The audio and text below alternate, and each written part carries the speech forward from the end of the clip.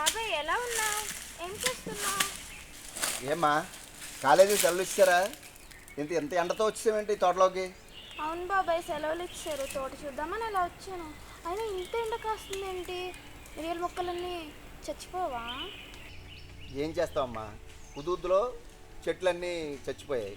చిన్న చిన్న మొక్కలు వేసినా అది బతకటం లేదు. నువ్వేమో స్పైసెస్ బోర్డు దగ్గర శిక్షణ తీసుకున్నావు కానీ కాలేజీలోకి వెళ్ళి నువ్వు రావడం లేదు. అందువల్ల ఇంకా అలా వదిలేశా. సరిపడినంత నీడ ఉండడం వల్ల చాలా లాభాలే ఉన్నాయి బాబాయ్. ఉష్ణోగ్రత, తేమ స్థాయిలను నియంత్రించడం, కలుపు మొక్కలు ఏపుగా పెరగకుండా నివారించడం, పుష్పించే శాతం మొక్కలలో పెరిగి పంట దిగుబడి అనేది పెరిగేటట్టు చేస్తుంది. వ్యాధులు రాకుండా నివారణ అనేది జరుపుతుంది. తోటలో సరిపడినంత నీడ ఉంటే అన్ని లాభాలు ఉన్నాయా అంకిత? చాలా లాభాలు ఉన్నాయి బాబాయ్. ఒకవేళ మిరియాల చెట్లకి ఏదైనా వ్యాధులు వచ్చినా వాటిని నీడ అనేది అరికట్టిస్తుంది. తోటలో సరిపడినంత నీడ ఉంటే ఇంకేమైనా లాభాలు ఉన్నాయా? అంతేకాదు బాబాయ్, సరిపడినంత నీడ ఉండడం వల్ల అలాంటి కలుపు మొక్కలు అనేది పెరగదు. ఒకవేళ పెరిగినా వాటి విత్తనాల వ్యాప్తి అనేది అస్సలు జరగకుండా నివారిస్తుంది. సరిపడినంత నీడ ఉండడం వల్ల మొక్కల్లో పుష్పించే శాతం అనేది పెరుగుద్ది. దీనివల్ల నాణ్యమైన మిరియాలు అనేది దిగుబడి ఎక్కువగా వస్తుంది.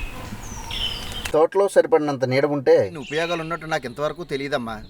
అయితే ఆ మొక్కలు ఏ విధంగా నాటుకోవాలో చెప్పు. నీడనిచ్చే 2 చెట్ల మధ్య దూరం 5 నుంచి 10 మీటర్ల మధ్యలో సిల్వర్ మొక్కను నాటుకుంటే మంచిది. ఇవి తొందరగా పెరగాలంటే ఘన, ద్రవ జీవామృతాలను వాడుకుంటే మంచిది.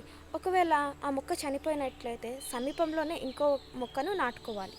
నువ్వు చెప్పినట్టే చేస్తానమ్మా. మిరియాల తోటల్లో నీడ వల్ల ఇన్ని ప్రయోజనాలు ఉంటాయని నాకు తెలియదమ్మా. అందుకే ఇంతవరకు నిర్లక్ష్యం చేశాను.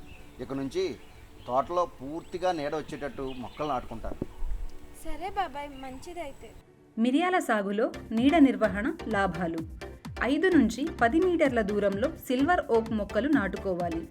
ఇవి వేగంగా పెరగడానికి ఘన, ద్రవ జీవామృతాలు వినియోగించాలి. నాటిన మొక్క చనిపోతే సమీపంలోనే వేరొక మొక్క నాటుకోవాలి. ఈ విధంగా పంటకు సరిపడినంత నీడ ఉంటే ఉష్ణోగ్రత, తేమ స్థాయిల్ని నియంత్రించవచ్చు. కలుపు మొక్కలు ఏపుగా పెరగకుండా నివారించవచ్చు. వ్యాధులు, తెగుళ్ల ఉధృతికి అడ్డుకట్ట వేయవచ్చు. మిరియాల్లో పుష్పించే మొక్కల శాతం పెరిగి పరోక్షంగా దిగుబడి అధికమవుతుంది.